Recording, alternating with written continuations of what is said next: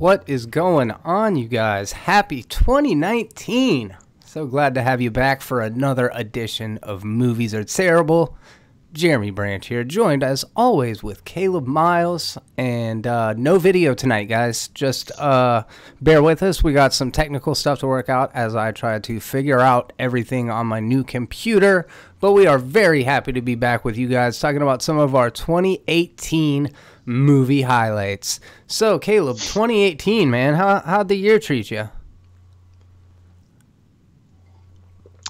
It's weird. As someone who has been through quite a bit this year, I first was like, screw 2018. I am over this year. For people who don't know, I have lost my wife had a miscarriage. I lost a child. I was diagnosed with cancer. My aunt passed away. My grandma passed away, and one of my friends was murdered all in this year. So it's been a year.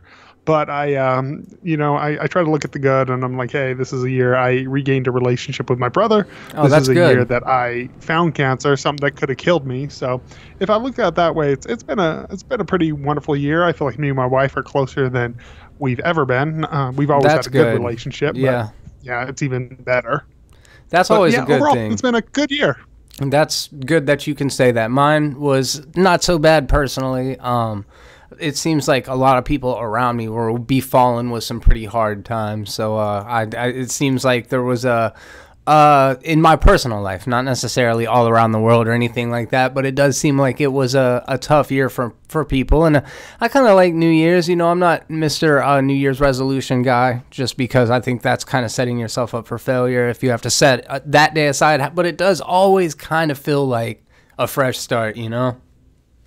I agree. I normally don't do New Year's resolutions, but I do want to lose 30 pounds. I want to get back down to my lowest, especially with all the health stuff I've had. Oh, good. I think it's, something to work on. And shit, I got a bunch to work on. That's why I started writing out the list, and I was like, there's no way I can make all of these positive changes in my life. Fuck it. No, I'm just kidding. But yeah, I got a lot of like time management things are a big part of it. That's one of the big things that I want to work on this year. And then obviously personal health. That's pretty important, considering not getting any younger. I still feel young, and I don't like have those kind of health problems where it's like hard to get up or sit down or anything, but I'm just starting to like, hey, you're getting to that age where health is going to start to matter. So that's another thing I'm going to be working on. Yeah, another thing I want to do is I want to get the first draft of my novel finished. I'm not too far into it. I'm about 4 chapters in, but I'm like, I just need to do better with time management, not get so distracted. If I could write, even if I write a page a day, or even half a page a day, I'll have it done. Yeah. So what do you want to talk about it? Anything? It's a sci-fi cyberpunk. Like, I don't want to say it's a different type of film. Like, it's not film. It's a different type of book. I definitely, like everyone, drew a lot of inspirations from cyberpunk classics such as Akira, such as Blade Runner, but also drew a lot of influence from like the film The Host. I also drew some influences from stuff like that. So it's like, cool. I kind of wanted something where cyberpunk's the background, but it's not really a cyberpunk movie. It's just kind of set in, or book is just kind of set in that world. Yeah, it's the setting that I always enjoy. Well, that's cool, so I man. figured, I was like, I wanted to do it's almost more of a horror book set in a cyberpunk world. It's going to be on my 2021 top 10, baby. Once it gets the rights sold to, I don't know, let's say Blumhouse, and they make a fucking $60 million movie of it. Be dope. If they could make a $60 movie of it, I'd be happy. Real quick before we jump into this, I do want to say thank you guys that are checking out the content. Been at this for a couple years now, and growth is hard. There's a lot of people out there, pursuing the same kind of things. Who doesn't want to talk in a microphone for a living? It's a lot of fun, been able to have some great connections with people and stuff, but it really does mean a lot to those of you guys that have been paying attention and keeping up along the journey. If you want to know the biggest help that you can give us, it is simply passing it on. Just spread the word. If you've got a friend that's like, I really want to listen to a new movie podcast, You're like, these fucking clowns kind of know what they're talking about. Plus, they're all right human beings. Go check out Movies Are Terrible. Is that a good sales pitch? You think I think it was a pretty good pitch. I mean, you cut out, so there was only like half a pitch, but the half that I heard was very good.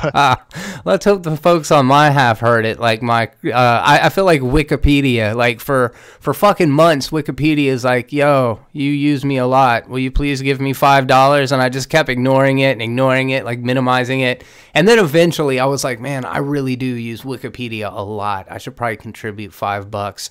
So I did, and I felt good about it. Fucking, I don't know, 2 weeks later, they're like, hey, could you give us $2.50? I'm like, fuck no. You're like, I already did my part. Did you? I didn't do my part. No, I don't use Wikipedia that much. That's the only claim to intelligence I have, is like literally like, I'll Wikipedia it real quick or watch a YouTube video. Anyways, what are we talking about, Caleb? The reason that we are on doing this podcast right now. About some of our What? You cut out again. I didn't hear some of us said. What are we talking about, Caleb? We are talking about 2018 movie highlights. 2018 movie highlights, favorite movies. Yay. Overall, I think a mediocre year for film. But for me, I'll be honest, I didn't watch as many as I normally do.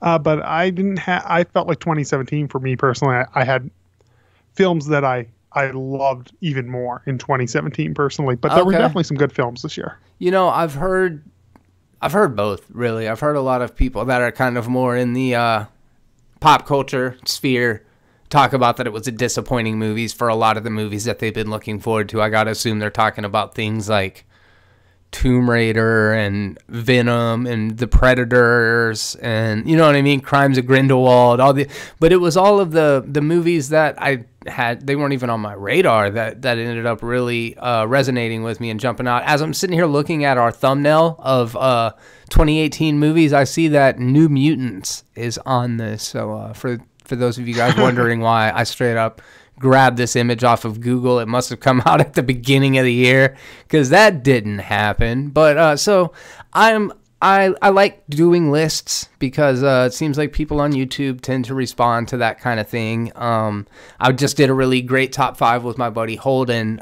But for this personal discussion that you and I are having right now, I think it's really hard to quantify and rank movies. What do you think about just that phenomenon in itself? I love ranking movies. It's I think a lot of fun. At the end of the day, though, even when I make like a top 10, there's usually 1 or 2 films that sit above the rest, and all of the others are pretty interchangeable. Sometimes, sure, it's just the top 1, or sometimes all 10 can be interchanged. But I think it's a fun sport as long as people don't take it too serious and end up being fucking weirdos who get mad because your list doesn't match their list, or you dislike the movie they like. That's when I think it's really toxic and harmful. But it's like, you fucking piece of shit. You put that movie at number 10. It's like, it was a good movie. It was the 10th good movie that I saw this year. Something's got to be at the back of the list. And that's kind of my thing, is like, I have such a hard time comparing something like Wreck-It Ralph 2 to something like Blind Spotting. Like, to me, though, it's not an apples to apples comparison. So I have a really difficult time with it. So I kind of wanted to just take this conversation in the direction and kind of make the caveat that we're just kind of going to talk about some highlights from the year. We don't necessarily have to rank the movies. If you have a list, we can run through them here in a little bit. But like, there were a whole lot of big tentpole movies that came out. There were a lot of little, more independent films that came out, and obviously neither of us caught all of them. But I guess we can kind of go chronologically, even though I'm not really good at remembering. Some of these will probably be out of order. But what did you think about Deadpool 2 when it came out? So, as someone who didn't like Deadpool 1 at all, Jesus, Deadpool you were 2 a I thought was contrarian. marginally better, but I didn't like Deadpool 2 very much. It was mildly better. Not a recommend from you. Like, if you were going to say, I like or I don't like this movie, you like it or you don't like it? Definitely don't like it. Oh, man, see, I didn't think it was great, but I enjoyed it. I thought it had some good laughs in it. I thought the character stuff was really underdeveloped this time around. I thought the fact that they freaking killed her, or whatever her name is, at the very big character that, like, It's just going to be more of the same. It was really fresh I just thought it and was really unique the first time. I thought this one was just a little bit better directed. The first one, one of my problems with is the way it was shot. I mean, there were a lot of problems. It just didn't connect with me. It was one of those films I was happy existed. Wasn't a film for me. I just hated the way the first one was directed. The whole time I was like, this is just directed really bad. It's shot really poorly, in my opinion. And that was something that really took me out of the film. This one I thought was a better director as far as everything, but it wasn't a movie that I like loved or honestly, it's something I totally forgot even came out this year until you just mentioned it. Okay, so what about in January we had, I guess, Insidious. Did you see the Insidious Last Key? I've seen the first two and that's it. I like the first two and I don't know, I just kind of a franchise I fell out of. So in February, Black Panther came out February 16th. Obviously huge phenomenon, really culturally significant, culturally important. I think a lot of people pulled a whole lot out of that movie that I didn't necessarily get from my life experience and personal life growing up. And I tried to not get my opinion too much swayed by I guess the hype around it. And as a movie, I enjoyed it. It's not on my top of my Marvel movie list, and there were elements about it that I thought were fantastic, and then others of them just kind of, they were a little too far out for me. Like, and I thought that the third act was fairly disappointing. But I come off negative on it. Again, if I were gonna say should you or should you not watch Black Panther, I would say absolutely to the common moviegoer. There's a lot in it, but yeah, the significance can't be understated. The movie was a little underwhelming to me. So it was one of those films that usually most superhero films I don't have a huge desire to see, and I didn't have a huge desire to see it. I was pleasantly surprised. I think I gave it like a 6.5 out of 10. Which is good, relatively for you. Which is great for me. Like, I enjoyed it. There were a lot of things I liked. I felt like there were a lot of character development. It had an awful third act. Visually, I felt like it was a subpar film, a visual aspect. Yeah. I thought Michael B. Jordan killed it. My wife, who is actually from Africa, is black and actually from an African country. Right. She wasn't like, she kind of minded where I was. She was like, it's all right. She's like, it didn't move me or anything. She's like, it was a superhero film. And we kind of both had a thing. I would say if you're a Marvel fan, I think it's above where Marvel usually stands. Sure. I would say it's in top 5, maybe top 6 of Marvel films. But for me, again, another very, very forgettable film. I liked it, but it wasn't something that I would recommend unless you are an MCU fan.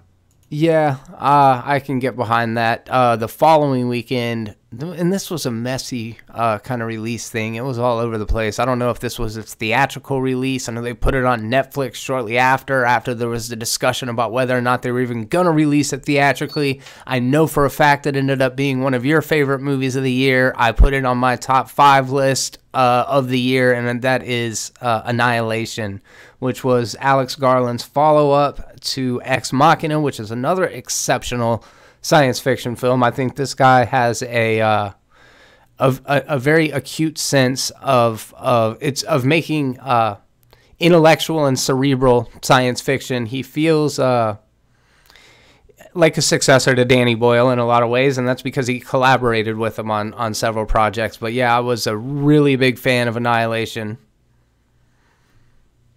Yeah, Annihilation was my second favorite film of the year. I absolutely loved it. I actually don't think it's quite as good as Ex Machina. Neither do I. I actually like Ex Machina better, but it's a superbly shot. It's a beautiful film. It's one of those films, too, where the color grading is something you actually notice in it. Sure. It's beautiful. Like, everything has that oil slick color scale, which is just kind of interesting, even when they're not in the oil slick parts. The entire environment has it. It's superbly acted. I think Oscar Isaac is amazing in everything he's in. I cannot think of the main girl's name. I don't know why. She's great in it. Natalie Portman, Tessa Thompson, who I I actually find kind of off-putting personally. I thought she was great in it. Like it was a superb cast. It was well acted. I was very impressed with it. And you and I talk a bit about identity politics, and what I think is so great about Annihilation is there's no pretenses about it being an all-girl team. There's no pretenses about it having a diverse cast of actresses from who we mentioned, Tessa Thompson to Natalie Portman to Gina Rodriguez, and it's never played for anything. It's just integrated into the story. It doesn't feel tacked on. It's just very organic, and it rides the line between being really solid science fiction and straight up fantastic horror. The bear scene was fantastic, and also the recovery of the footage from the previous team with that really nasty body horror in it. The bear scene might be one of my favorite scenes of 2018, along with a scene I know we'll get to of a movie I didn't like, but a scene I absolutely love. The bear scene might be my favorite, at least horror scene, definitely. Really well done. I agree with the identity politics thing. I am a firm believer of if you want to tell a story with nothing but white men, because that's the story you want to tell it. If you want to tell a story with nothing but women, tell it. If you want to tell a story with nothing but gay people, tell it. As long as it's because that's the story you want to tell. I don't like when it feels forced and tacked on. Like a status quo. Felt like that was the story that... Yeah, I felt like this was what the movie he wanted to make. Yeah. And it doesn't harp on it. It doesn't shove it down your throat of like, look at this. And to me, there's something a lot more progressive about doing it that way, about not making an issue, because an all-female cast isn't an issue. There's no reason it should be an issue. Unless it's the fucking Ghostbusters. More progressive. Yeah. Exactly. Yeah, I don't know. I do think it was really smart. The ending, I don't want to say it lost me. I want to say that it took away from me giving it like a perfect score. It was it was a little hard to follow. It just got a little bit too abstract for me. That said, fun fact, the Shimmer is actually located on Blackwater River, which is about 12 to 15 miles from here. Oh, really? Yeah. There's gators and shit. No, I agree. The ending I thought was a little weak, in my opinion. Still not enough to pull me out of the film. It still was my second favorite film of the year, but the ending was a weaker ending, I thought. I felt like it's a movie that, for me personally, I didn't think... I love the film, but people act like it's this like really, really smart film. I don't really think it is. It's a pretty straightforward film. I don't find it confusing in the least. And I've heard...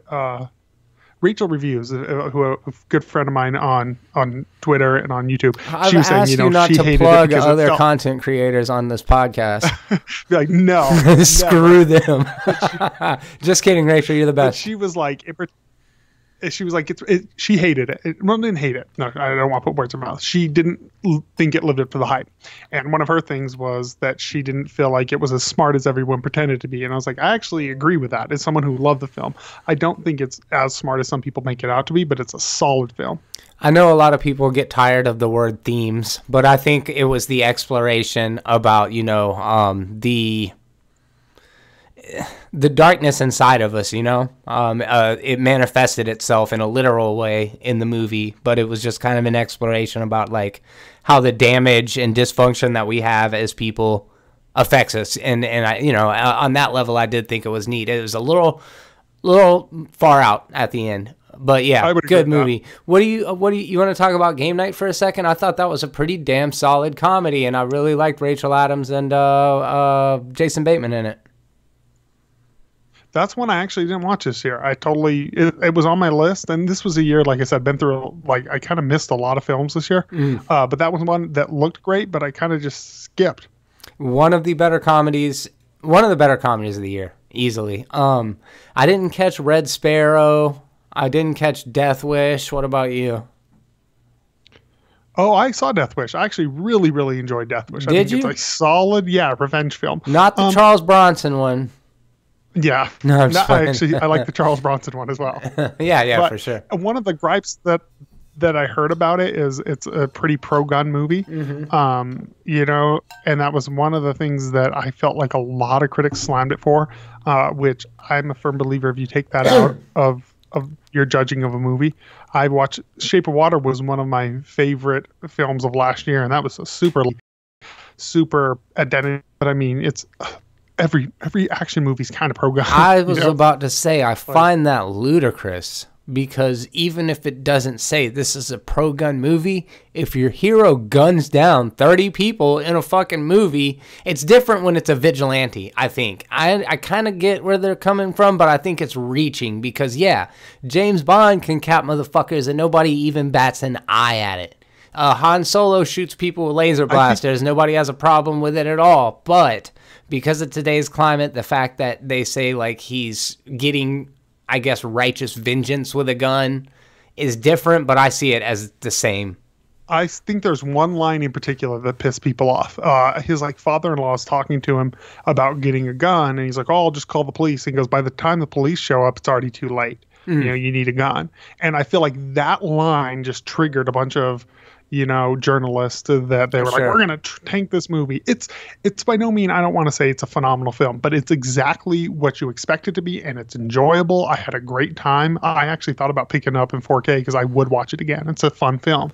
Well, yeah, I missed that one. I might go back and check it out. I'm not really real hot on Bruce Willis for the last little while, but let him prove me wrong. I didn't see Strangers Prey at Night, the sequel to Strangers.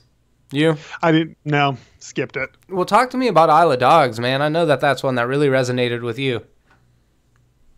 Isle of Dogs is hands down my film of the year. It's my Blade Runner 2049 of this year. Holy shit.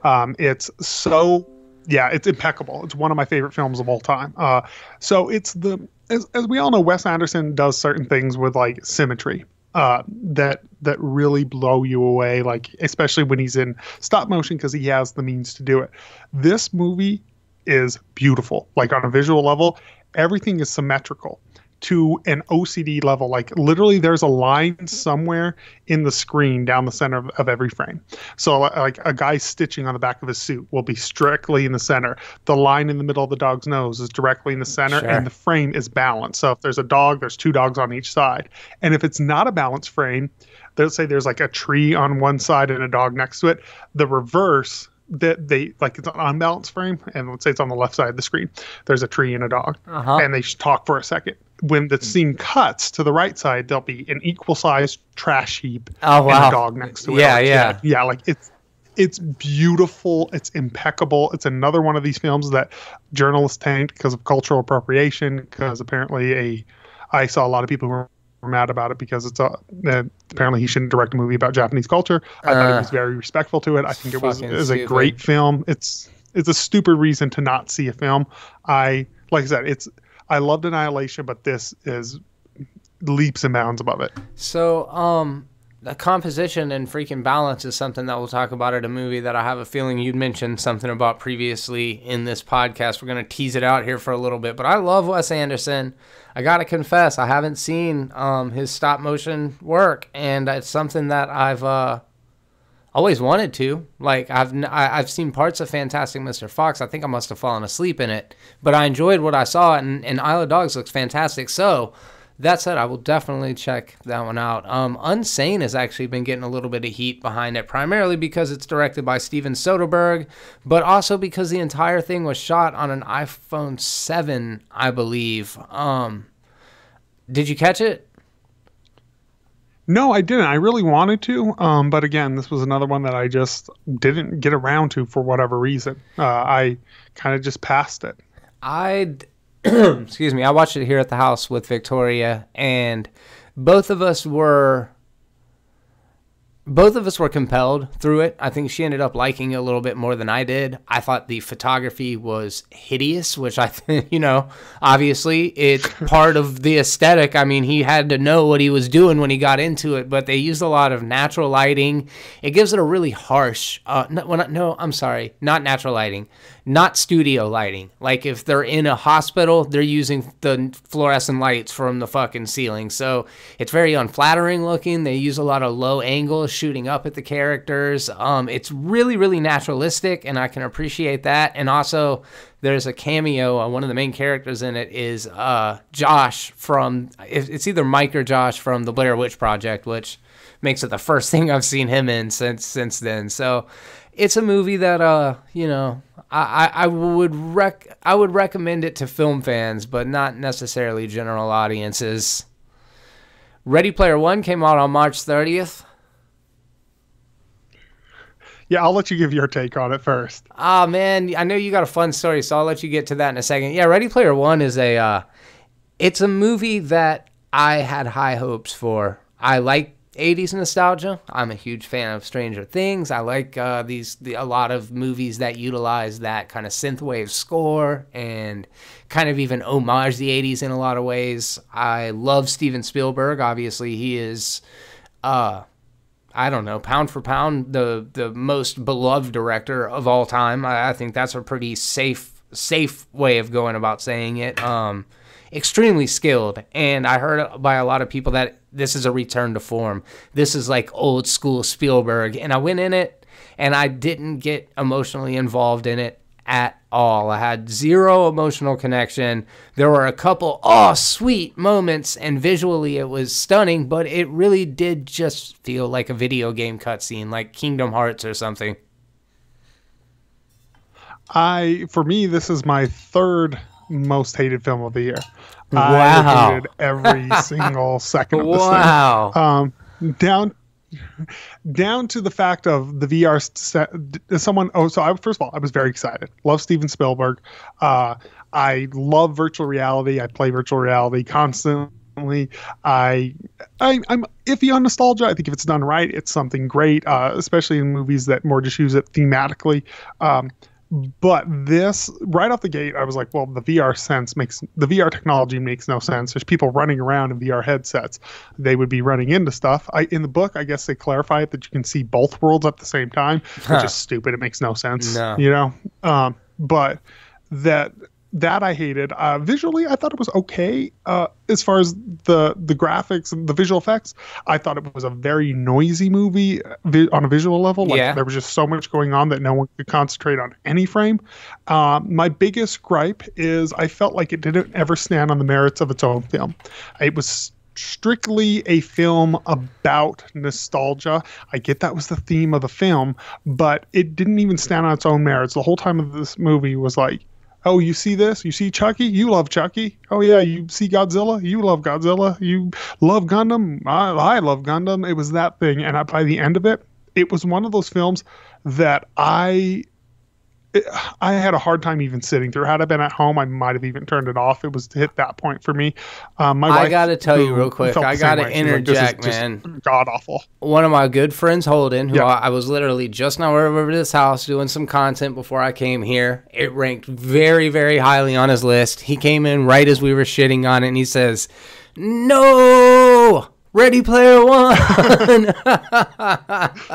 No, I literally, and I was telling Holden this, and this is true, and I think I might have told you via message the other day, like, I'm a mark for this kind of stuff. I really enjoyed it. I thought the action sequences, the race scene, and then the Shining sequence were stellar. And when Mechagodzilla showed up, I was all in. I thought it was a lot of fun, and I've rewatched it several times. All that said, just because a movie's not necessarily great doesn't mean I can't enjoy watching it, you know?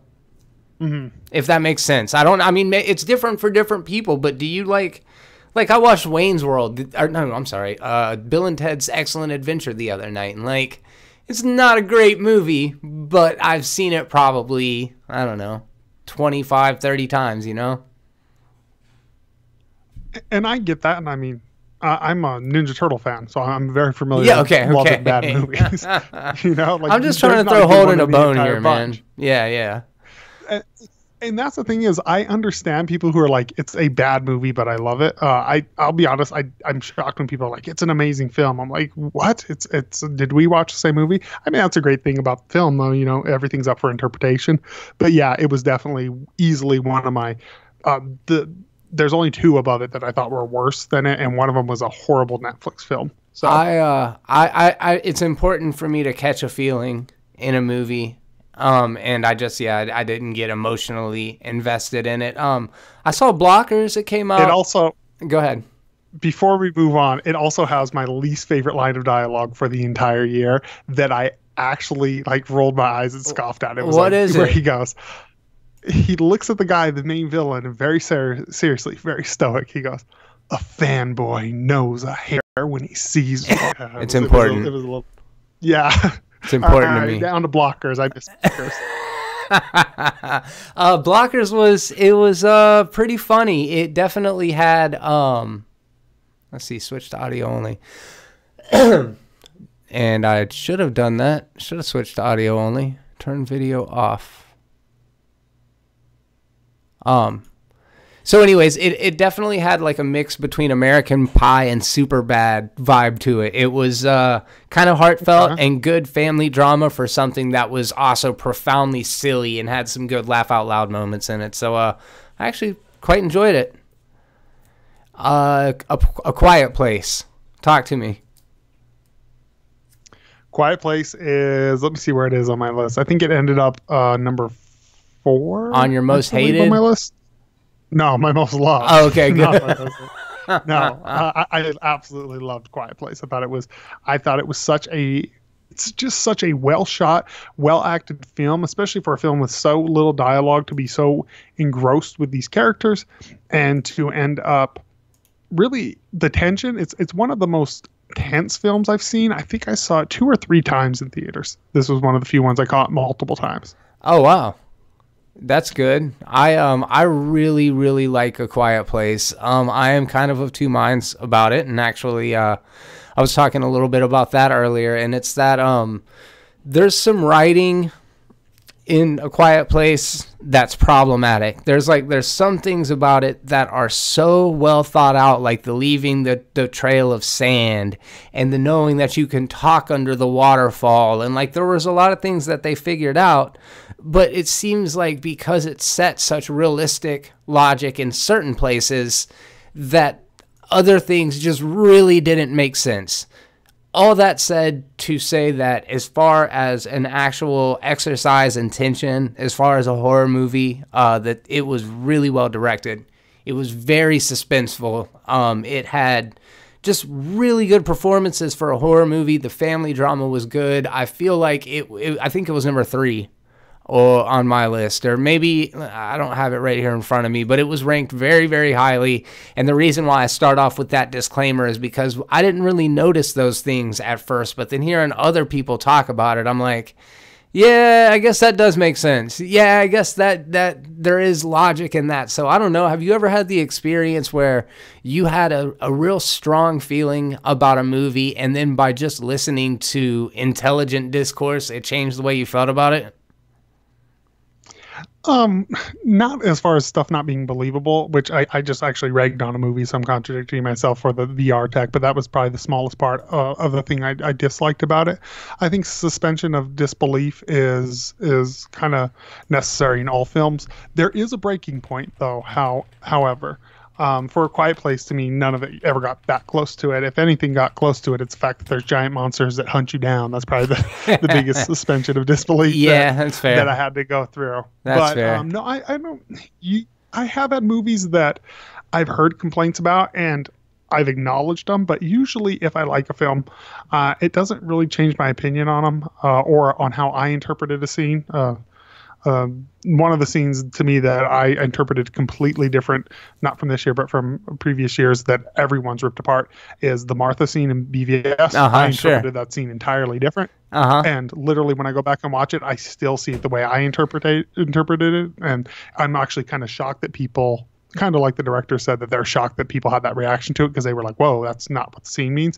I still see it that way. So, but I can see the other side of how people think, see a scene differently, and to be fair, them. Or like, let me elaborate and say, it's not that I will walk out of a movie and be like, I love that movie, and then hear these people's points and be like, I don't like that movie anymore. It will be like, yeah, I can understand where you're coming from, but it doesn't change my personal experience with it. You know, like I wasn't concerned about those things as I was watching the movie. It never crossed my mind why they had a nail right in the middle of a staircase coming up from the bottom, even though there was no fucking base, you know what I mean? No structural reason for it to be there. I just took it as, and it worked for me. That was a great use of suspense, the way that it kept cutting back to it, and you're like, oh man, eventually that bitch is going through somebody's foot, you know?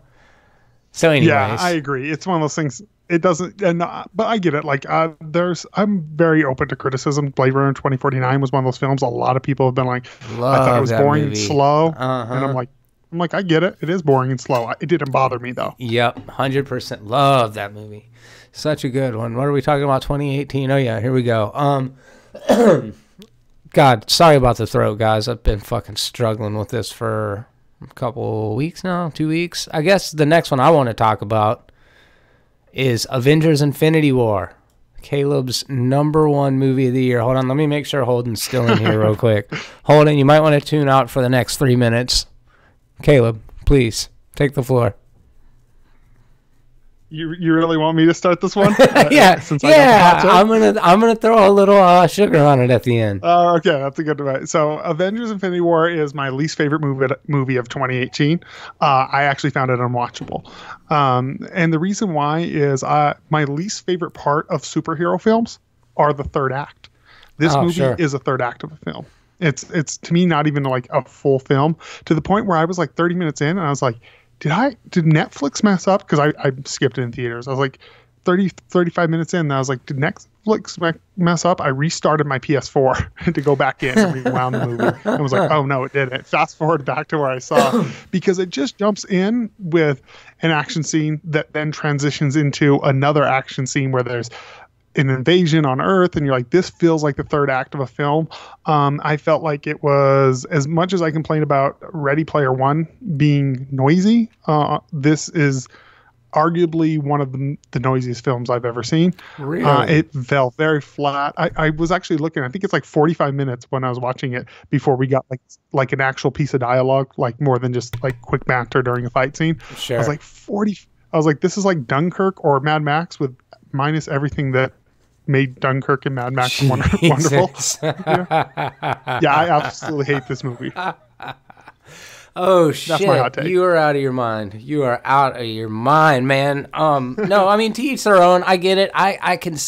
The busy thing, I felt like what the Russo brothers do is they shoot wide enough when they do action that it keeps it fairly cohesive. There was a lot going on at the screen at a lot of different times, and I couldn't agree more with you about the fact that the entire film feels like a third act. And we'll get past, we'll come back around to that. Remind me to come right back around to that. But I felt like because of my love of the characters, because of all of the groundwork that was laid leading up to it, it felt earned in a lot of ways. Does that make the last action battle sequence any less mind-numbing than the rhinoceros scene in Black Panther? Not really. It's pretty on par with that kind of that, and it happens in all superhero movies. The end of Avengers Infinity War with the the Avengers with the Chitauri, Age of Ultron with the Ultron robots, and on and on and on. It always happens. So there's that expectation, but I thought what Infinity War did very well was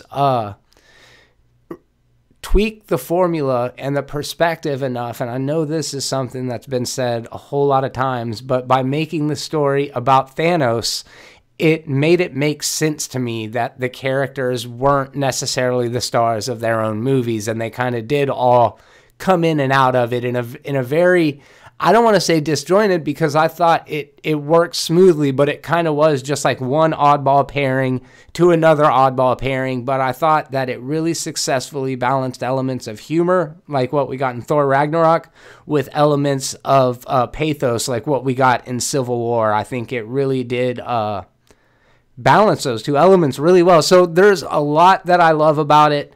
All of that said, it's impossible for me to separate myself from my fandom and my experience and the fact that I have invested so much time and money and energy into the thing that I've been passionate about. So in a vacuum, I can't say walking in, oh, Infinity War is a good movie.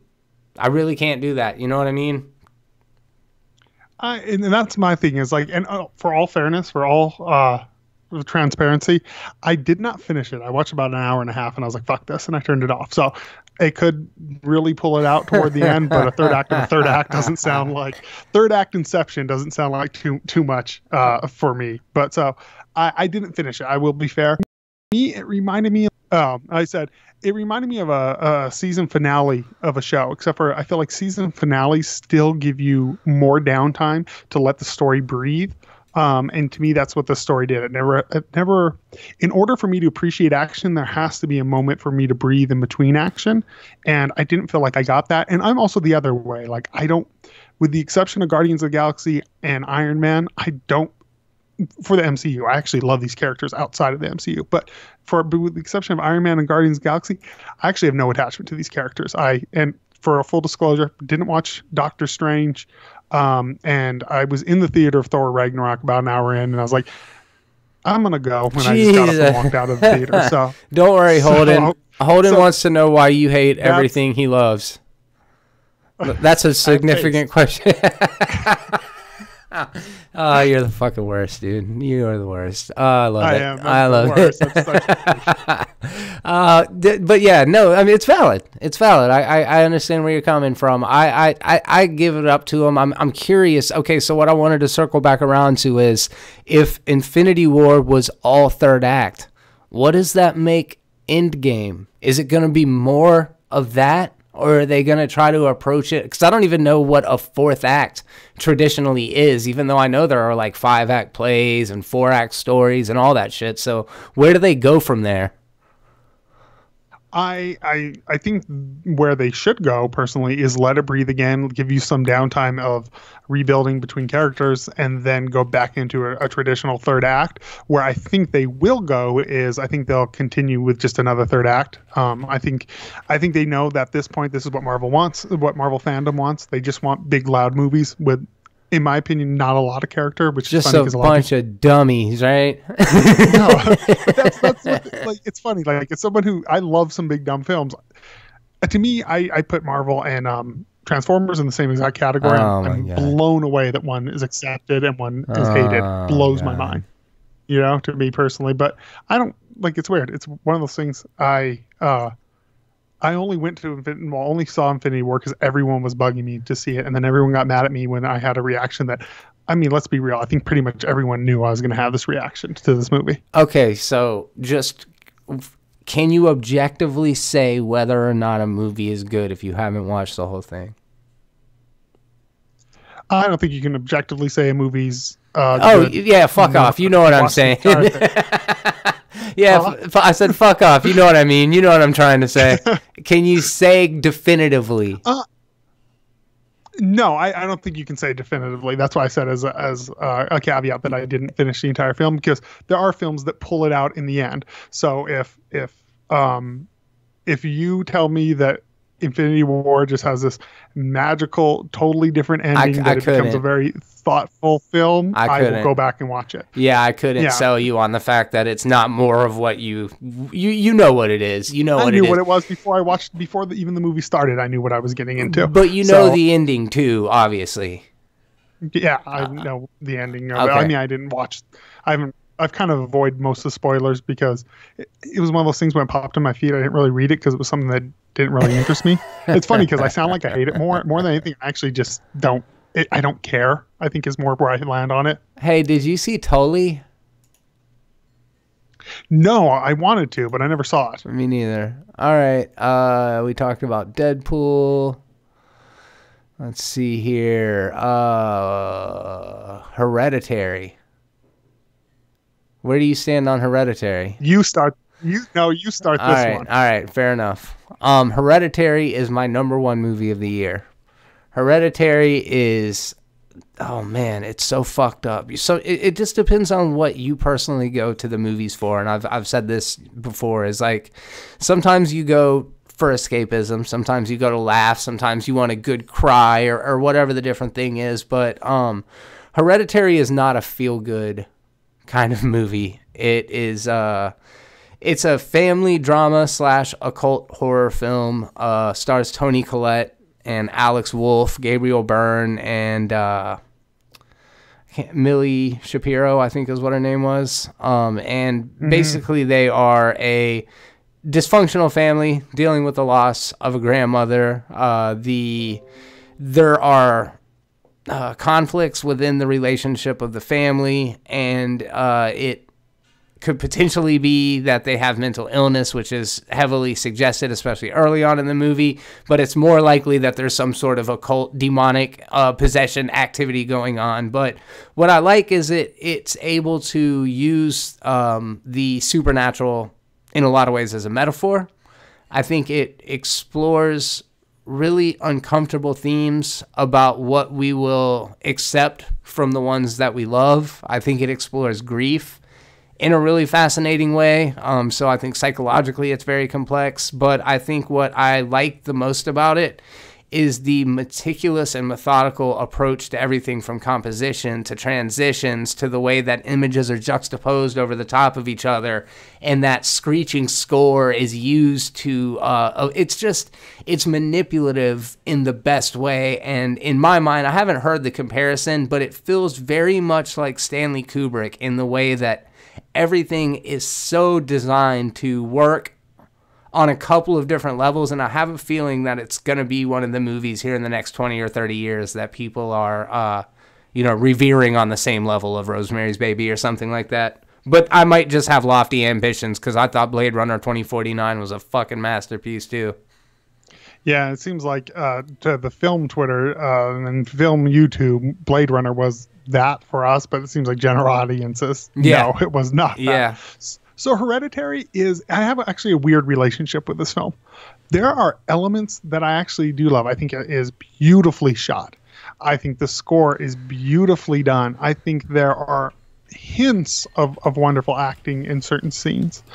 It ended up, this is so weird, because this is a movie I expected to be very similar to you on. I expected this to be my top 10 of the year. It actually ended up in one of my worst films of the year. Really? And the reason why for me, yeah, and the reason why is it just didn't connect with me. It was one of those films that I unintentionally found comical in a lot of points, and I didn't find it remotely scary. I actually found this to be one of the least scary horror films I've ever seen. And that's why I think maybe I might have gone in with too high of expectations, because people were saying it was terrifying. And then I watched it and I'm like, this is just a family drama. I'm like, this is not really a horror film, but it does have one of my favorite scenes. I will leave it out in case anyone hasn't seen it. The car scene is ride. one of my is one of the best scenes of the year. And it's weird to say that I love that scene, but as a whole, it really didn't work for me. And also, I hate when I watch a movie and in the opening scene, I figure out the end of the movie. And I did that with this. I mean, not to the T, but I pretty much had it pegged to where I was like, oh, okay, this is what's going on from the opening scene. Well, and what's fascinating is that it leads you into that one particular bedroom that very much relates to a specific character. Like, everything is foreshadowed in such a clever way. Yeah. And you watch movies, so, I'd imagine that you did pick that up. A lot of people, that shit's registering on almost a subconscious level. Like, they don't even know it yet. And what's interesting, and I might have told you this story, but for those of you guys listening, I think this is so fascinating. I went and saw Hereditary at one particular showing, and the audience was completely entranced by it. You could feel how upset and upsetting the movie was to them. And when I came home, I raved about it. I was like, oh my God, this is a horror fucking masterpiece, Victoria. You got to see it. We went back and we saw it with another audience. They were more like squids, I think, Navy guys. I think we went on a Saturday. And they were, and not just them, but the theater was laughing at the movie's parts that I found to be the most disturbing and upsetting. So there's something about that. It hit different people differently because what you're agree. describing, I 100%, I saw that, so I know it's a real thing. It didn't work for everybody. It seems like critics really, really liked it, and it seems like audiences did not care for it, and there was a decapitated body floating up into a certain structure at the end of the movie where, seriously, people were just like dying laughing about it. Like, what the fuck did I just watch? I died of laughter at that part. Did you really? I literally, like, my theater was empty. It was like me and like 5 people, and then like 2 guys got up and left halfway through the movie. Holy shit. And then there was a girl behind me who was like, you know, I heard her talking to her friend, and she's like, "Oh my God, I hate this." And so I was like, "Well, I guess I'm not the only." Well, it was funny because at the beginning they were at the beginning, "I hate this." And I was like, "Shut!" I mean, I cracked up like almost Evil Dead style, where I was like, "Oh my God, this is hilarious! Like, this is so good." And then I realized when I got out of it, I was like, "Oh, I think I was in one of those showings where you're talking about, where everyone by the end of it was kind of just laughing at it, like this is so bad, right?" You know. And then I got out, and it seemed like, so that might have been part of it. I mean, it was a very small showing, but the final scene lost my shit. I'm not gonna lie, and to the point where I like had to put my head down in my hands because I didn't want to be that big of a prick. Where I was like, "Oh my God, is that scene happening?" So did you see Killing of a Sacred Deer last year? No, you've recommended it to me, and I really mean to, because I saw The Favorite, and it's the same guy. Yeah, this Hereditary reminded me of Killing of a Sacred Deer. I like Killing of a Sacred Deer much, much, much, much more. But it's the type of film that a lot of people laughed at in the theater, and I was like, oh, I'm kind of shocked you're getting that reaction. I put Hereditary in the same camp. Like, I do believe, though, to be fair, I think that Killing of a Sacred Deer is almost a comedy, and I also feel the same about Hereditary. It's such gallows humor. It's like the darkest, most subversive form of like a cruel prank in a way. You know what I mean? And I think you're gonna like Sacred Deer because they were very similar to me. Like there are points in it where like it's the same thing. It's beautifully shot. But I kind of feel like this and Hereditary are where they're the type of films where if it's I kind of also put Mother in the same category, where I feel like Hereditary, Mother, I think Hereditary is better than Mother. I actually really dislike Mother, but Hereditary, Mother, Sacred Deer are those type of films that I think if it's your favorite film of the year, I actually totally understand it. If it's your least favorite film of the year, I actually totally understand it as well. Yeah, well, and that's okay. Yeah, I actually like movies that are sometimes divisive. So yeah, it sounds like we did have substantially different experiences with that one, and that's totally part of it, man. I don't know. I wonder about the movie Killing of a Sacred Deer after seeing The Favorite, because it was so good. It was so good for about, I don't know, if the runtime was 2 hours, it was good for an hour and 50 minutes. And it ended on one of the most, filmmakers do that. They just want to give you something like ambiguous and anticlimactic, but it was extremely unsatisfying the way that it ended. So I was just a little bit bummed out, but thinking about it afterwards, I'm like, dude, that was a really fucking good movie, undone completely by the last 5 minutes being bad. Have you seen the trailer for it? Yeah, I actually wanted to see it just because it looked, because I love sometimes a movie that I walk out of and I don't have an opinion on, and Killing Sacred Deer did that. So it kind of made me really want to see it, because there's not a lot of movies that can shut my big mouth up to where I'm like, I don't really know where I land on it. Sure. And Hold the Dark, which I'm sure we'll get to. Hold the Dark was one of those films for me where I didn't love it, but I didn't hate it, but I kind of liked it. And sometimes I like that feeling where I don't know how I feel about a film, especially with ambiguous endings. Sometimes those can be very powerful if used properly. Yeah, fuck, let's go ahead and talk about it, because I actually didn't even think about that when it was released directly to Netflix. It's directed by Jeremy Saulnier, who is the director of Green Room and Blue Ruin. So this is, he actually did a movie called Murder Party, which I just watched about a week ago, and it is fantastic, much more of a comedy. But yeah, Hold the Dark was like heavy on atmosphere, heavy on being like really ponderous, and then it had this very visceral, very brutal shootout, and then like all of this kind of pseudo spiritual, maybe like Native American, maybe pagan, ritualistic stuff about wolves. And I agree with you. It's like, I don't really know how I feel about it. I know I appreciated it from a filmmaking perspective, but it didn't exactly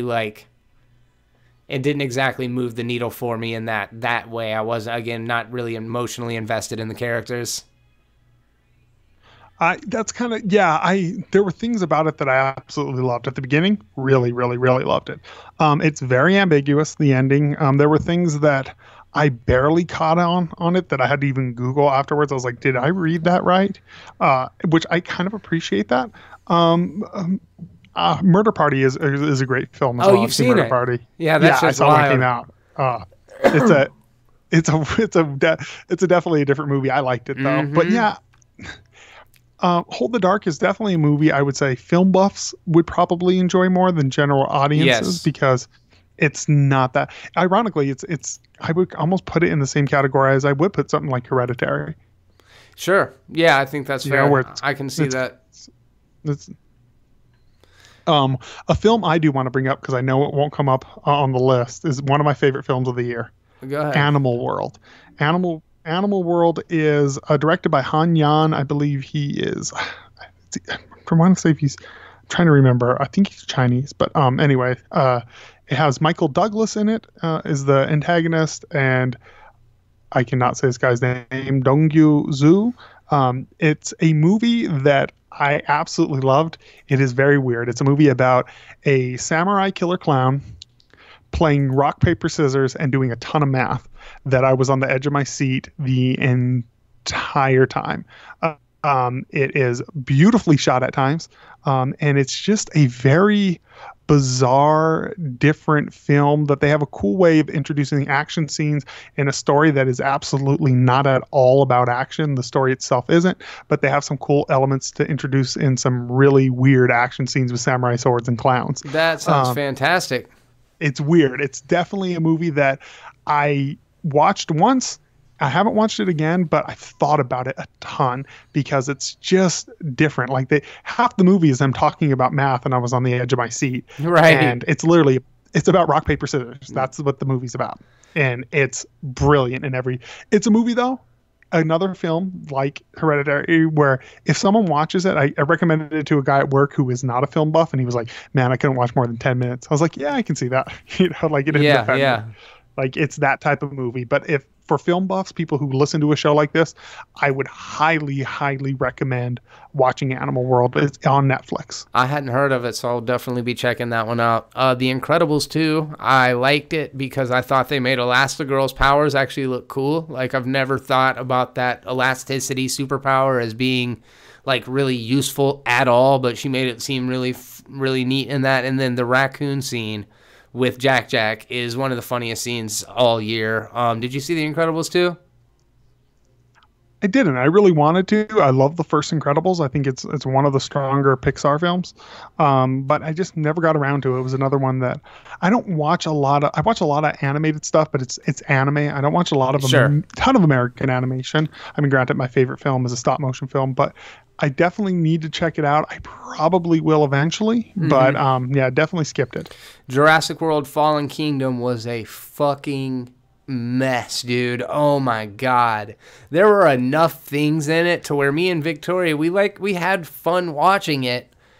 I will rewatch it. It is so dumb, dude. Oh my god. Talk about like story problems. And, you know, like, storytelling in the script is just one element of a movie, so it's hard for me to just straight up dismiss the hard work of everybody involved because of crazy-ass writing choices, but it led to the movie just being completely ridiculous. Yeah, I don't know. Like, I loved the Jurassic franchise. I actually really liked Jurassic World, and this one was... I agree with you, but like the script, that's the foundation of a film. So if you don't have something solid there, it's really hard to build upon it. But yeah, I kind of was the same way with Jurassic World. I thought it was, so we've had this discussion, not really a Jurassic Park fan. I was as a kid, went back and watched them as an adult. The first one's okay. I kind of dislike all the others. as someone who went in with those expectations, I thought this was equally as bad as the last Jurassic World. I didn't really see any difference between the two, but I didn't hate it because I went in going, I got drug along to it. There's a lot of these like big blockbuster movies that my friends who aren't like cinema buffs will go, hey, come see this with us, and I'll go to. That's how I actually saw the last Jurassic World as well, and so I actually had a fun time with it, but it's a very bad movie. Yeah, for sure. Okay, so what about Ant-Man and the Wasp? We'll skip over another good Marvel movie. Another Marvel movie. You hadn't seen it yet, have you? No, I actually like the first Ant-Man. I think it's one of the stronger Marvel films, but I didn't see this one. Mission Impossible Fallout. Didn't see it, heard great things. Fucking dope, dude. Definitely in my honorable mentions. Definitely the best action movie of the year. Maybe more than that. It is so cool to see like in-camera effects and to actually refreshing to see the craft of stunts still being done in such a thrilling and visceral way, you know? As someone who's only seen, I think, the first two, do I need to watch all the others to build up to it? Not at all. Okay. No, you can bounce around. Because I heard great things, but okay.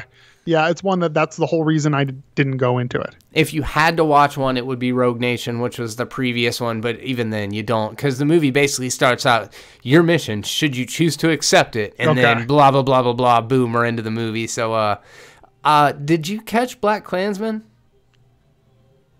I didn't. It's one of those ones that I really think I would love, and I didn't get it. This is kind of where I started falling off movies for the year. So I'm probably going to be not a lot of understood help in this part. So I'll slide through a couple. If you hear any that you want to touch on, feel free to, and then also I'll give you a chance every few to throw in one as well. So Black Klansman was Spike Lee's most recent film. We are strictly on movie terms one of my favorite movies of the year. I think I'll put it at number 3 on my top 5 list. It was very, very enjoyable. Cool. Just cool as fuck. Like the two leads, Adam Driver and Denzel's son. I can't remember his name. The two of them are so cool in it. And then Topher Grace plays David Duke, the leader of the KKK, and he's hilarious in it. The Meg, so bad. But what do you expect? But I wanted them to lean into it, like Piranha 3D, or like just like not Sharknado kind of lean into it, but it's fucking ridiculous, and they tried to play it too seriously. It felt like a Roland Emmerich movie.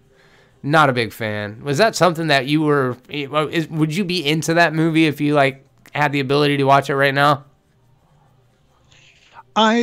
So that's something that I used to be really into, were those like intentionally campy B-movie films. Sometimes I love those, but I almost feel like in the birth of, Sci-Fi Channel originals doing 1,000 of those, I kind of just got out of them at some point in time, where it's like intentionally campy. Mm-hmm. If it's done right and leans into it, absolutely, it would be something. But it's, from everything I heard, it sounds like it took itself a little too seriously. I agree. It would take me out. Crazy Rich Asians was one of the better rom-coms. The best rom-com I've seen all year. It made buku money, and it was very charming. It's about mostly rich people, and can't really relate with that too much. But the main girl was not. She was introduced to this very wealthy family, but I thought it was good. Obviously, very significant moment in film history and all that kind of stuff. But if you pound for pound, if you're asking me, the movie Searching was actually very, very good. And it was what's the name of the actor from Star Trek? He plays Sulu.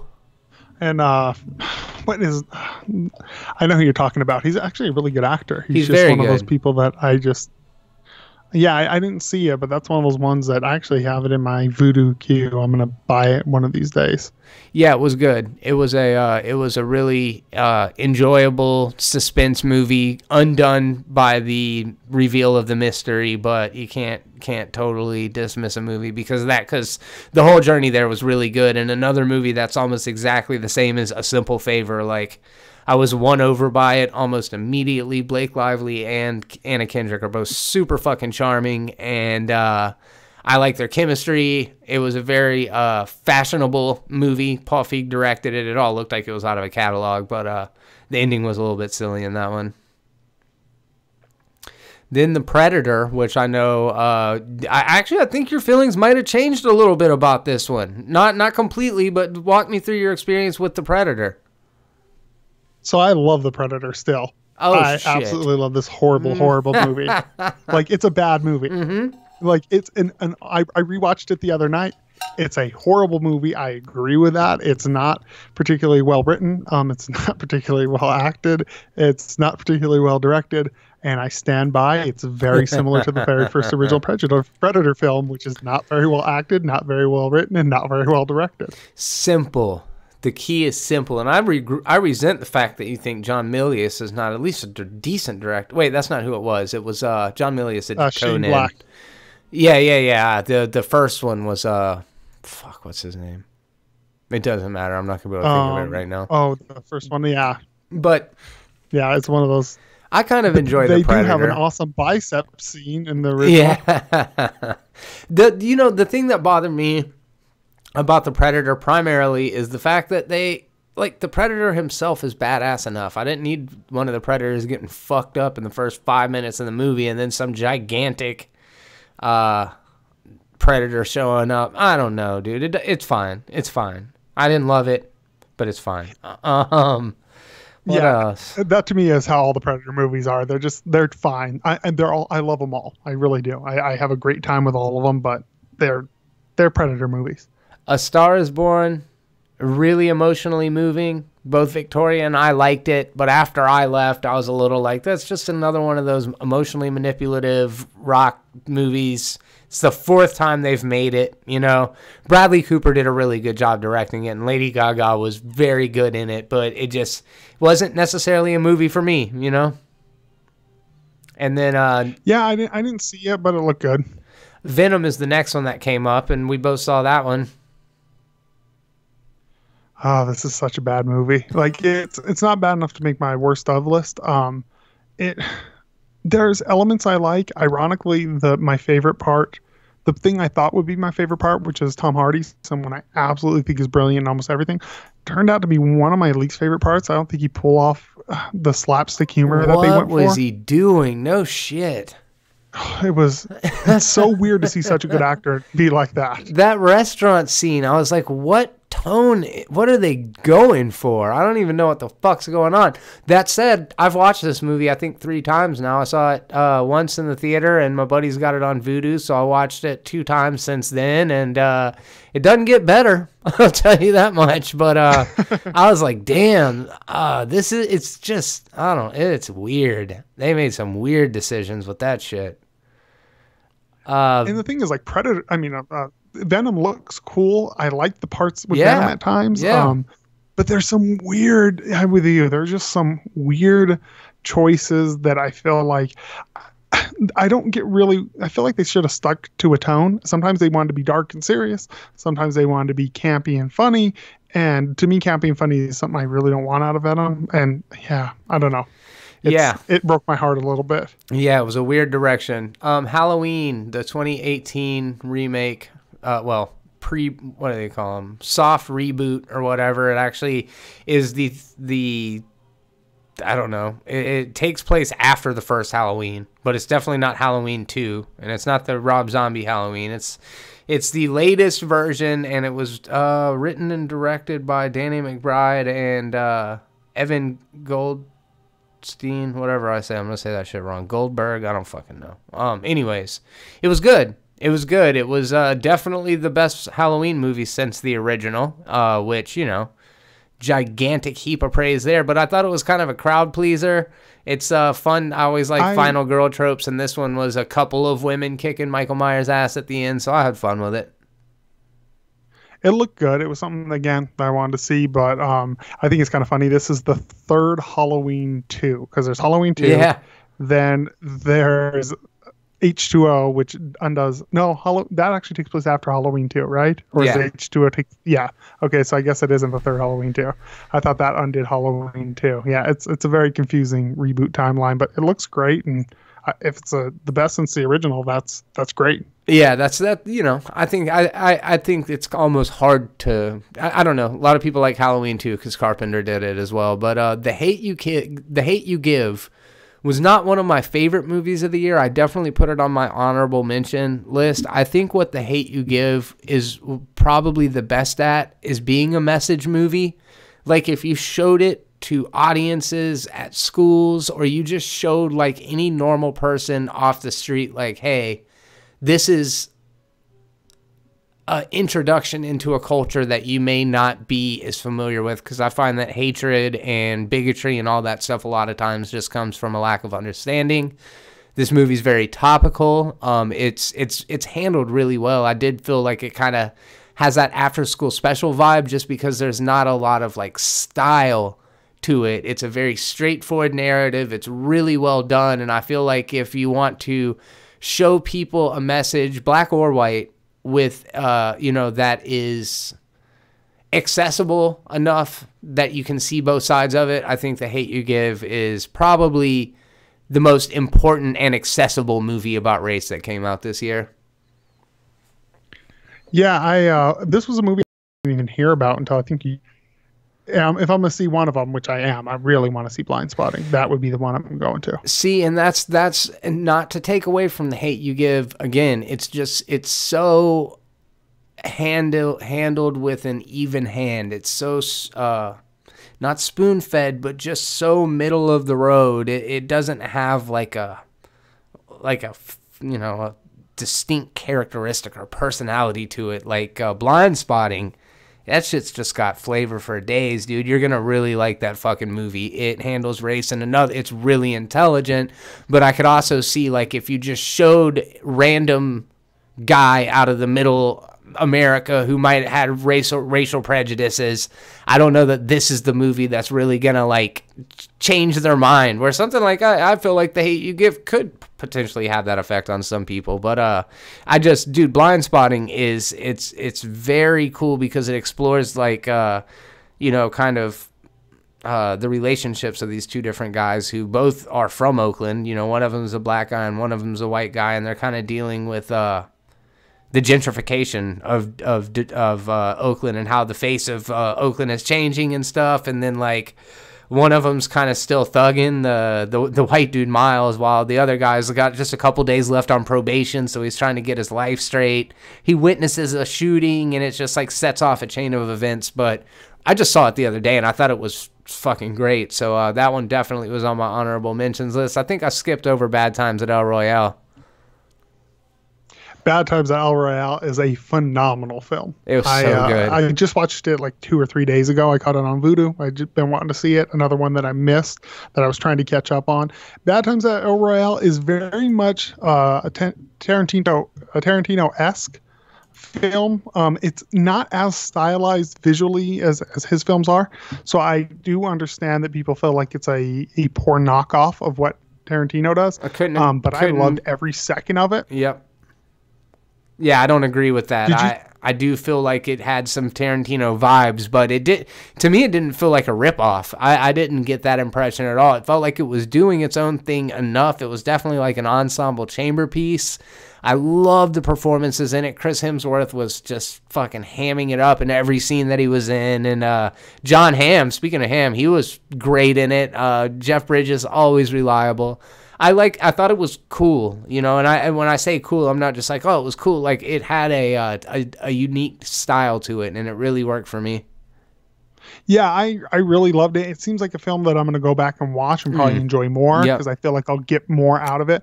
Chris Hemsworth stole every scene he was in for me. I just loved his portrayal of that. It was. I actually really like Chris Hemsworth just as an actor. Yeah, I think he's a pretty solid actor. And then the girl, the black girl, I cannot remember, but she stole every scene too. I thought she was phenomenal in it. Yeah. Oh, I like enough to where I'm like, she should get a Best Supporting Actress nod. I think at least for it, she was one of my favorite performances of the year. Oh, dude, BlacKkKlansman has a great soundtrack also, by the way. And so did Bad Times at the El Royale is what made me think of it. Couple that I missed was Bodied. I really wanted to see that one. Boy Erased, I didn't catch that one. But Bohemian Rhapsody was very much a crowd pleaser. I quite enjoyed it. I don't always go to movie theaters where the audience applause at the end of it. but this one definitely got a rise out of people. I thought it was really well done. It made my top 10. It was a film that I wasn't expecting to like as much as it did. And I do understand some of the complaints of it wanting to lean more into the drama of it. And I felt like it did, but it was a crowd pleaser. And I didn't hate it for doing that. I left the theater, ironically, feeling good, even though it was about a guy who, you know, passes away from a horrible disease. At a young age. I still walked out feeling very good about it. And I thought, I cannot remember his name, but who played Freddie Mercury. I thought he was excellent in every scene he was in. I definitely think it's one of the stronger films I saw this year. Overlord is exciting. It's really well directed, but the hype, it underwhelmed me because of the amount of hype around it. I liked it, but it just felt like a B movie, you know? I agree. This was something that I was extremely excited about. It looked like a B-movie schlock sort of film, and that's what it was.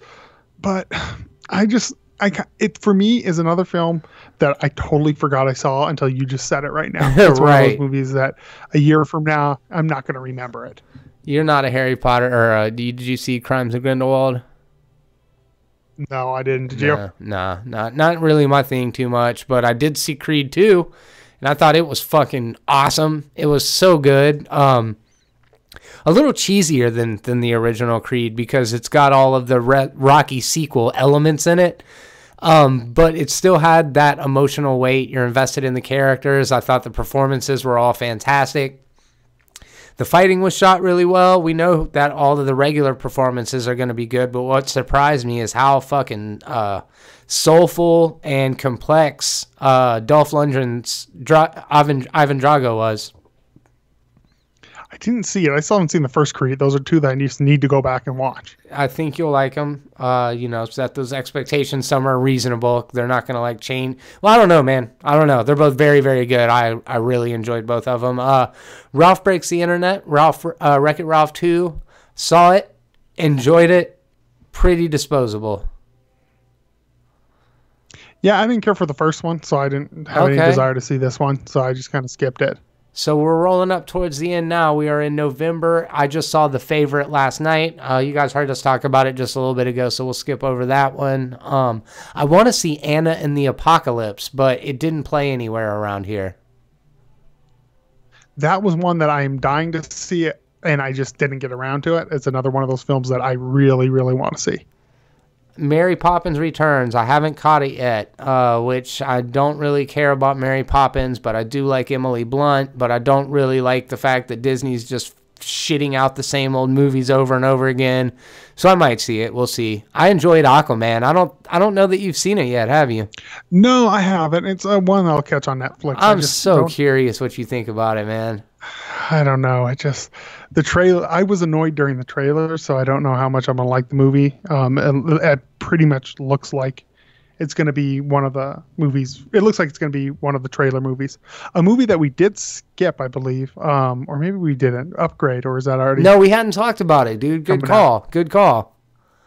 So, yeah, talk to me, man. Upgrade ended up being one of my favorite films. It was kind of what Overlord I thought was hyped up to be, like this B movie, kind of campy, but really, really well done. It had a twist that I didn't see actually coming, which is rare for a movie to have a twist at the end. I'm like, oh, that actually surprised me.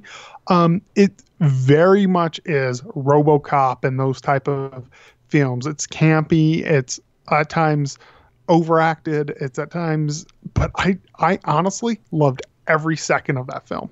I really enjoyed it too. I like Logan Marshall Green. A lot of people are like, poor man's Tom Hardy or whatever. I can kind of see the superficial similarities between the two of them and shit, but I've liked Logan Marshall Green ever since I saw The Invitation, particularly. So, yeah, it was like if Venom didn't suck, it would be Upgrade. I was thinking about it. It is a lot like RoboCop. Mm-hmm. There's definite elements of like, man, I had another good compare. Oh, The Crow and RoboCop. If you mix the two of those things together, it's pretty similar, but it had a much more like nihilistic tone even than like RoboCop was satire. The end of Upgrade is like, oh man, they really committed to the fucking, this shit's dark, you know what I mean? Yeah, it definitely was shocked how dark it went toward the end of the film, which I appreciated. Just the very end, man. I was like, damn. I agree too. The whole time I was watching Venom, that's all I could think is this is a worse version of Upgrade, and they do superficially kind of look together. It looks similar, the main characters, because he does look like Tom Hardy. Yeah. To where I was like, this is Upgrade, but Upgrade did it 10 times better For for $10 million instead of however many million. But then again, Venom made like $800 million worldwide. So what the fuck do we know? I guess, dude, because that movie was bad. So bad. It was pretty bad. I saw Vice the other day. How is it? I have a feeling, and I can't speak for you. I have a feeling you're not gonna like it because it is very politically decided. It's got an agenda, and it is doing it has an agenda. And it does it in a way similar to The Big Short, where like The Big Short's really, really complicated fucking finance stuff that not your layman understands. Politics a little bit less so you don't really be spoon-fed it. It is one of the most calculating and dangerous figures in American history of all time. I've always said that bad things happened in the Nixon administration, and that it kind of set a lot of what we see today with the military-industrial complex into motion. And I know it was before that. Obviously, it was before that. But really then, and I found out during the movie, Dick Cheney was a part of the fucking Nixon administration. Yeah, I didn't know that either. That was something that it was news to me. I'm fine with movies having a political agenda. That doesn't really bother me. Even when they're about politics, I would just take them with a grain of salt because they are movies. My problem is when people watch a movie and go, "Oh, this is exactly how it happened." I'm like, no, it isn't. It's just like Bohemian Rhapsody isn't exactly how it happened. It's elements of it to make a movie. Yeah. So I have no problem with it. Another political movie I don't know if it came out this year or last year. Did Chappaquiddick come out this year? No, it did not. Or was it last? It was last year. Yeah, that was another one that I really wanted to see about politics. Wait, dude, maybe it did come out at the beginning of the maybe year. At the beginning, or I was didn't it see I don't know, but. A movie we didn't talk about that did, I believe, come out this year, at least if not, I put it in my top 10 list, that I was shocked that I enjoyed, but I actually really, really loved it. Was Christopher Robin. I absolutely loved Christopher Robin. Okay, I'm surprised. Yeah, Winnie the Pooh is one of the few Disney characters that I absolutely just love everything he does. I find him hilarious. I felt like the end of the film went surprisingly childish for a movie that up until that point had been more about losing yourself to adulthood, and kind of about kind of the downside of being an adult and responsibilities, and make sure you don't get caught up in that. And I felt like it was beautifully shot. It was shot like an indie film at times. Yeah, absolutely.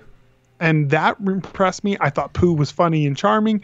It went a little lighter and kiddier, but it's a Winnie the Pooh movie, so it didn't bother me too much. It actually ended up, I think, being my 10th film of the year, top film. I really did enjoy it.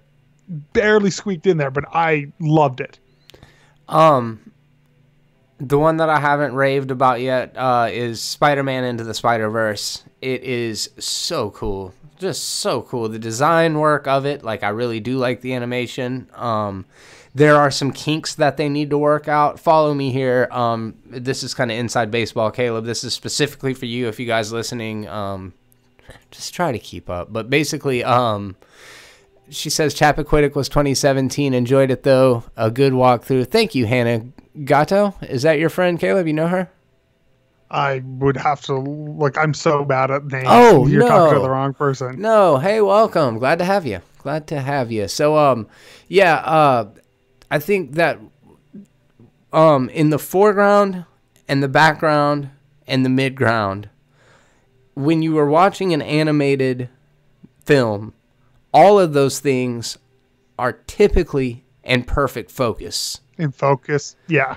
Where in live action, you can change the aperture to blur out what's in the foreground or blur out what's in the background to draw your focus to that specific range and the depth of field that you want people to be paying attention to. It doesn't translate that well to animation, because there are scenes where you know that that's what they're trying to do, is just adjust the aperture and the focus of these particular areas of the depth of field, but it gets noisy and distracting because you're watching this movie in 3D and there's all this fast movement, and people that don't exactly know what they're looking at, they're like, whoa, what the fuck? Why is that character completely blurry? But I got to give them credit for like just swinging for the fences and succeeding about 90% of the way. The story itself was so bonkers and all over the place that it was just so fun and actually funny, and Nicolas Cage has got some great lines in it. So yeah, man, Into the Spider-Verse ended up being one of the most enjoyable movies that I saw this year, which I'm really happy for Sony, because they've been very hit or miss with Spider-Man. For me, Into the Spider-Verse was probably my biggest surprise of the year. That was a film I had zero desire to see, that I really enjoyed. There are elements. So I actually like the shifting focus. I love when they do that in animation, personally. Okay. I'm not very familiar with it. So this is a weird random pull. The first episode of Futurama does it, and it does it excellent. Huh. The very first episode is my favorite Futurama episode. For that reason. Look at that. They pull the focus away, and they do that numerous times, and it's weird, and it's something that makes it seem very cinematic to me. So, and they do it in anime sometimes too, which I actually love. So it's one of those things, and in comic books sometimes they do it, like with digital comics, they'll blur the background digitally afterwards, which really focuses your eye. I like it. I didn't watch it in 3D, though. I didn't watch a 3D showing, so I don't know if that changes the experience at all. I did watch it, standard viewing, but I loved it. I thought it was funny. For me, my problem was Spider-Ham, Spider-Man Noir, and Spider-Ham. They weren't in it much, which I appreciated. They ruined every scene they were in for me, though. Bro, my favorite line in the movie was when he said... What the fuck did he say? We don't pick the ballroom. We just dance. Fucking dude, I was dying during that line, bro. It is definitely a funny movie, though. Stupid. Like, I thought Miles, Gwen, and the Peter down and out Spider-Man were amazing. They were, yeah. Like phenomenal in it. I just felt like those characters were just kind of thrown in haphazard. And yeah, I'm like, why are you guys here? I get it. Like, it got real crowded, and then it gave us no time for Kingpin. And I didn't like the way Kingpin was rendered or designed. I don't like the head on the front of the face with the shoulders above it. No, I actually kind of agree with you there. That was one of those things I didn't like the design of. And ironically, everything else, I love the design. Awesome. The thing that I thought was going to bother me from the trailer that didn't bother me were the missing frames, because the first time I watched the trailer, I was like, looks beautiful. The missing frames to make it look like stop motion. I remember you saying that. Kind of really bothered me. It looked like a poorly optimized video game. First few minutes bothered me. After that, I didn't even notice it. It was just one of those weird things that was a weird hiccup for me. But overall, like, I totally give it like a 7.5 out of 10. I think, you take out the 3 characters, and you probably jump that up to like an 8.5. I was very, very impressed with it. Hannah says, oh no, John Mulaney. He's the one that voiced Spider-Ham. And yeah, I thought he was funny too. What I think was smart about it is that they opened up the possibility for 5 different spin-offs just by introducing all these characters at one time. So now they do have their actual Spider-Verse, which, smart marketing. That's not really what we're here to talk about, is the studios fucking lining their pockets. Smart. Yeah, it was smart. It was smart. So anyways, yeah, those are a couple of the major releases, man. There were still a couple more that I did want to touch on, because I know there were some smaller ones that kind of flew under the radar. For me, one in particular was called Apostle. I didn't see it. That was another one that, I didn't see that you told me I would like. It's okay. So it's on Netflix. It's directed by Gareth Evans, who is the guy, Gareth Evans, the guy that's responsible for The Raid and The Raid 2. It's another occult horror movie, more similar to The Wicker Man. It's also got like weird Evil Dead elements in it, but Downton Abbey. Dan Stevens is sent to a small secluded island to retrieve or to rescue his sister who hasn't been returning their letters or whatever. Turns out there's, you know, sinister things at play, obviously, as most cults are, and cult movies in particular. But it's overly ambitious. It tries to be everything to everyone. Like, it tries to explore, like, environmentalism, political corruption, sexism, just every different classism, any different thing you can think of. It tried to throw the symbolism for all of that stuff in there, and kind of dropped the ball just because it had so much going on. But dude, it had some of the most fucked up, horrifying images that I've seen. Some of the most fucked up scenes that I've seen in a horror movie, period. Yeah, it's one of those ones that's been in my list, I think, since you told me about it, like after you first watch it, and I just never got around to it.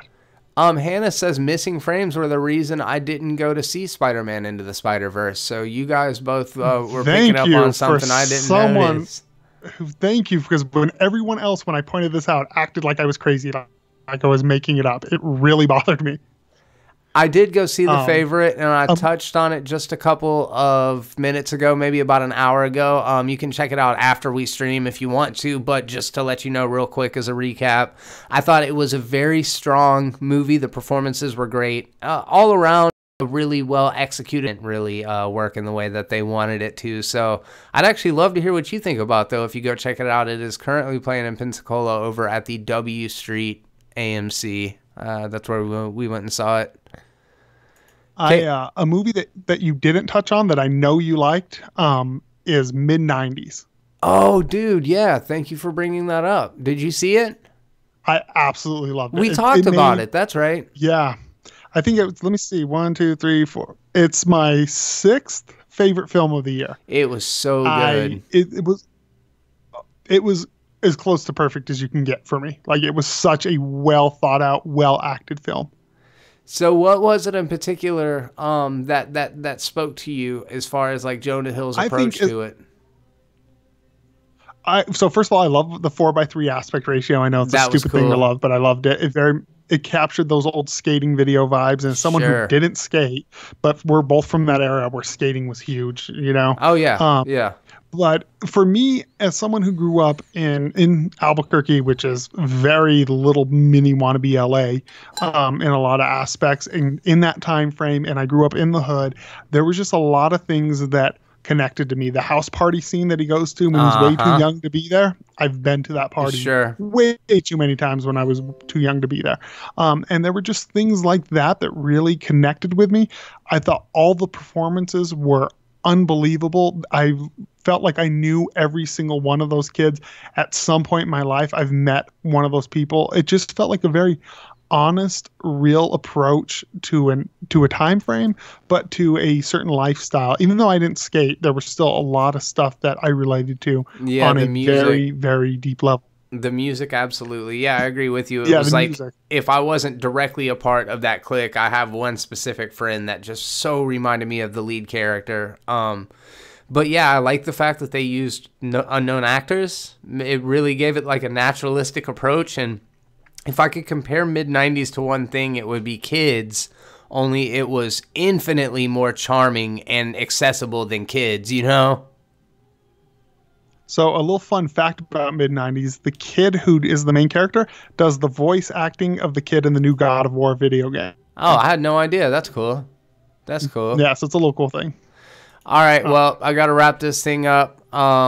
It was fun talking to you guys this year. We got more fun content coming up soon, and do know that we will have the video back up and running shortly. There are other movies that I would love to touch on, but we are running low on time, and I smell pork chops. So, anything else before we go, Caleb? Also, watch Bandersnatch on Fuck Netflix. Yes. 100% endorse that message. Follow us on social media. All of that stuff will be down in the description. And let us know what some of your favorites or least favorites were down in the comments section. Let's have a conversation. It's always fun to hear from you guys. And if you are coming to Pensacon, stay tuned because I have a very exciting and a couple of exciting announcements coming up in regards to that. So until next time, I'm Jeremy, and on behalf of me and Caleb, be terrible.